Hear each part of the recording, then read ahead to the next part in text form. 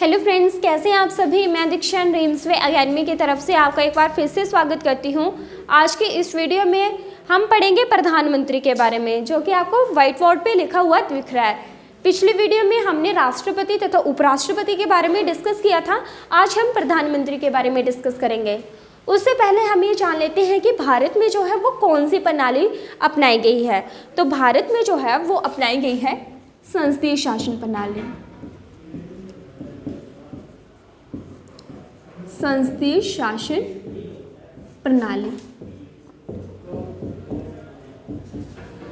अब देखिए, ये जो संसदीय शासन प्रणाली है वो ली कहाँ से गई है।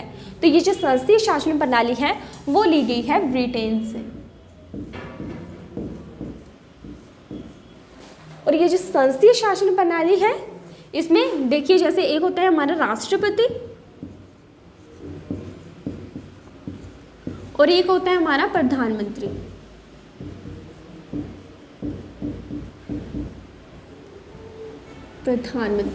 एक होगा हमारा राष्ट्रपति और एक होगा हमारा प्रधानमंत्री। और ये जो राष्ट्रपति होता है वो होता है नाममात्र का अधिकारी। जो मैंने अपनी पिछली वीडियोस में भी आपको बताया था कि हमारा जो राष्ट्रपति होता है वो नाममात्र का अधिकारी होता है और जो हमारा प्रधानमंत्री होता है वो होता है हमारा वास्तविक अधिकारी। तो ये आ जाएगा हमारा नाममात्र का अधिकारी,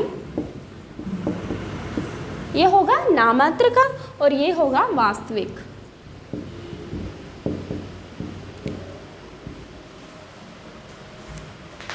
अब देखिए, अब आगे हम बात करते हैं आर्टिकल 74 की। आर्टिकल 74 जो है वो ये कहता है कि राष्ट्रपति के लिए यानी राष्ट्रपति की सहायता के लिए एक मंत्री परिषद होगा और जिसका अध्यक्ष कौन होगा, हमारा प्रधानमंत्री होगा।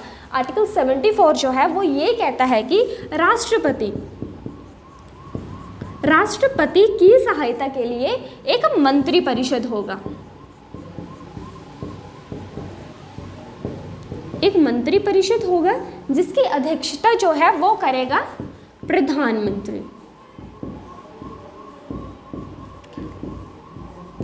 आर्टिकल 74 जो है वो ये कहता है कि एक राष्ट्रपति की सहायता के लिए क्या होगा, हमारा एक मंत्री परिषद होगा और जिसकी अध्यक्षता जो है वो की जाएगी प्रधानमंत्री से, कि उसकी अध्यक्षता जो है वो करेगा हमारा प्रधानमंत्री। उसके बाद हम बात करते हैं प्रधानमंत्री की नियुक्ति की।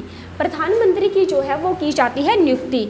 उसके बाद हम बात करेंगे प्रधानमंत्री की नियुक्ति।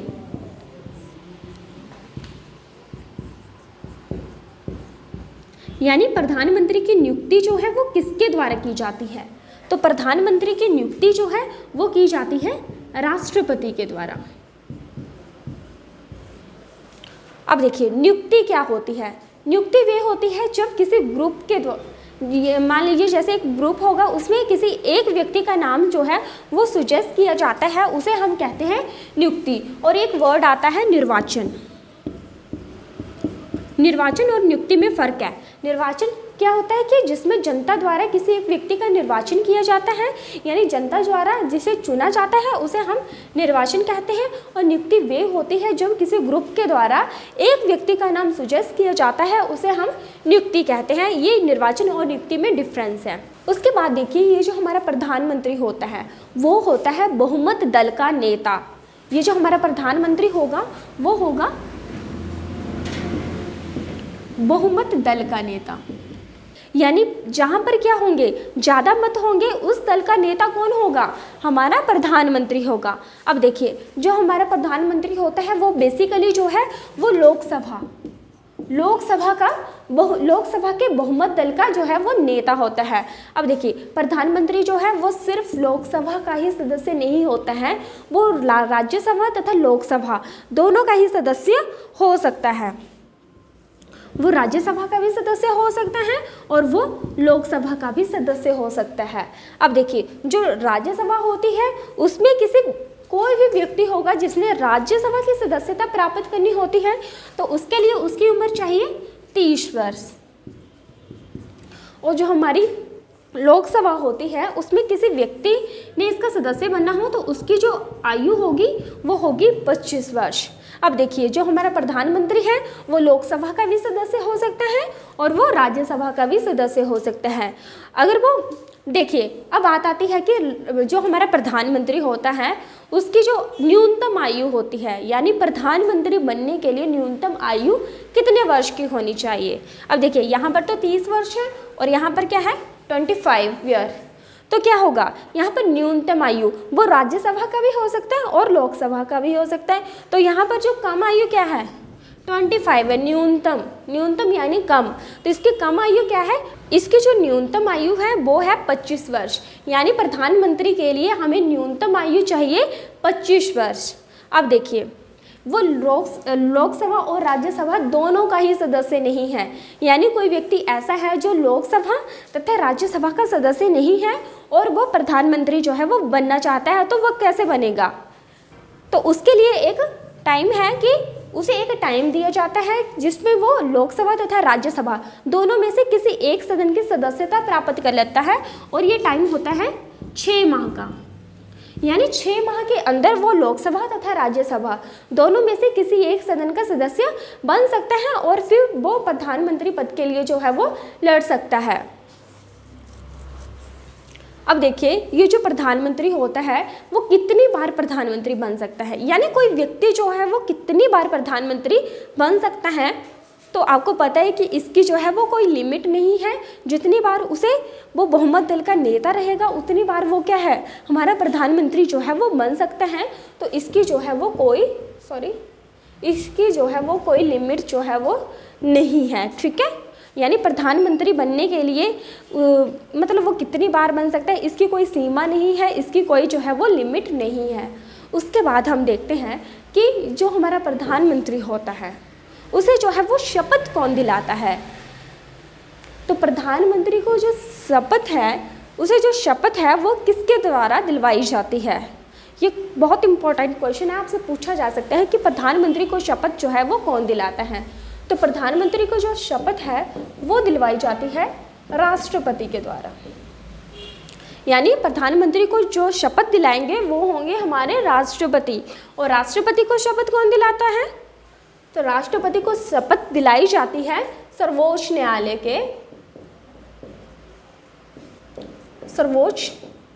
के मुख्य न्यायाधीश द्वारा।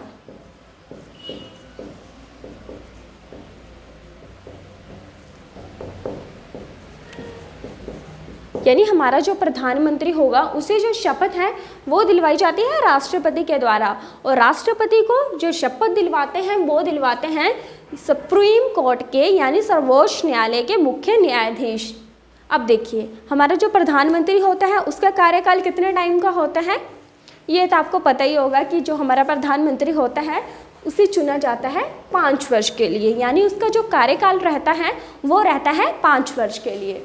उसके बाद देखिए जब हमारा प्रधानमंत्री बना तो उसे शपथ दिलाई राष्ट्रपति ने। अब हम बात करते हैं कि अगर प्रधानमंत्री ने अपना पद छोड़ना होगा तो वो अपना त्यागपत्र किसके पास देगा। तो शपथ जो है वो दिलाई जाती है राष्ट्रपति के द्वारा। अब बात हो रही है इसके पद छोड़ने की, यानी वो अपना त्यागपत्र देगा तो वो किसके पास देगा। उसे जो शपथ है वो भी दिलवाई जाती है राष्ट्रपति के द्वारा, और उसने अगर अपना पद छोड़ना हो और त्यागपत्र देना हो वो भी दिया जाता है राष्ट्रपति के द्वारा। राष्ट्रपति के द्वारा नहीं, सॉरी, जो हमारा प्रधानमंत्री होगा वो अपना त्यागपत्र भी जो है वो राष्ट्रपति को सौंपता है। उसके बाद हम बात करते हैं राष्ट्रपति की शक्तियों की, कि राष्ट्रपति को कौन कौन सी शक्तियां जो है वो सौंपी गई हैं।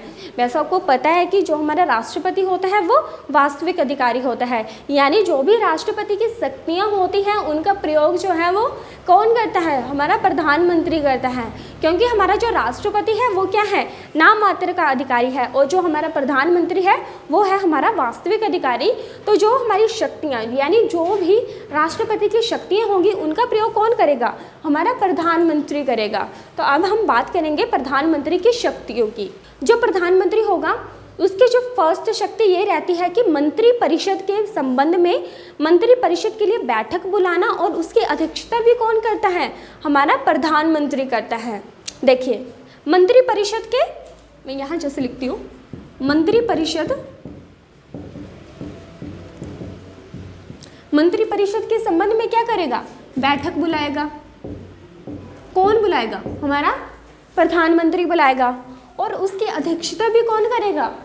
हमारा प्रधानमंत्री ही करेगा। इसकी शक्ति देखिए कि जो हमारा प्रधानमंत्री होता है वो मंत्री परिषद के लिए बैठक भी बुलाता है और उसकी अध्यक्षता भी कौन करता है? हमारा प्रधानमंत्री जो है वो करता है। उसके बाद आता है कि जो हमारा प्रधानमंत्री होता है वो मंत्री के मंत्रालय भी प्रधानमंत्री के द्वारा ही, जो हमारा प्रधानमंत्री होता है वो मंत्रियों के मंत्रालय भी सुजेस्ट करता है कि किस मंत्री को कौन सा मंत्रालय जो है वो दिया जाना चाहिए। जैसे वो ही सुजेस्ट करेगा कि किस व्यक्ति को हम वित्त मंत्रालय देंगे, किस व्यक्ति को हम रक्षा मंत्रालय देंगे, किस व्यक्ति को हम कृषि का मंत्रालय देंगे, जिसको हम जो है शिक्षा का मंत्रालय देंगे। वो सारा सुजेशन जो है वो किया जाता है हमारे प्रधानमंत्री के पास। यानी कि ये शक्ति भी जो है वो किसके पास है? हमारे प्रधानमंत्री के पास है। उसके बाद देखिए ये जो हमारा प्रधानमंत्री होता है वो हमारे आयोग का भी अध्यक्ष रहता है। जैसे देखिए पहले जो था वो था हमारा प्लानिंग कमीशन, तो प्लानिंग कमीशन का भी अध्यक्ष कौन था? हमारा प्रधानमंत्री था। और प्लानिंग कमीशन के बाद आया हमारा नीति आयोग, तो नीति आयोग का भी अध्यक्ष कौन हुआ? हमारा प्रधानमंत्री हुआ। उसके बाद हम ये जो प्रधानमंत्री है जो हमने पहले किया उसको हम एक बार फिर से रिवाइज करते हैं कि प्रधानमंत्री जो है वो क्या है। तो प्रधानमंत्री क्या है? बहुमत दल का नेता होता है और प्रधानमंत्री जो है वो उसे जो है संसद के किसी एक सदन की सदस्यता होना अनिवार्य होता है, चाहे वो लोकसभा हो और चाहे वो राज्यसभा हो। अब देखिए बेसिकली जो हमारे प्रधानमंत्री होते हैं वो लोकसभा के ही सदस्य होते हैं, लेकिन इंदिरा गांधी और जो हमारे डॉक्टर मनमोहन सिंह जो थे, मनमोहन सिंह ये जो थे वो थे हमारे राज्यसभा के सदस्य।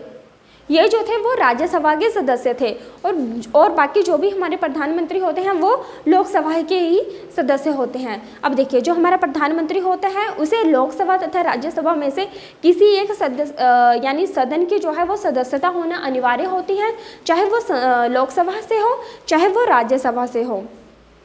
अगर वो दोनों में से किसी भी सदन का सदस्य नहीं है तो इसे एक टाइम दिया जाता है और वो टाइम रहता है 6 मंथ का, कि उसे 6 महीने का एक समय दिया जाता है जिसके अंदर वो लोकसभा तथा राज्यसभा दोनों में से किसी एक सदन की सदस्यता जो है वो प्राप्त कर लेता है।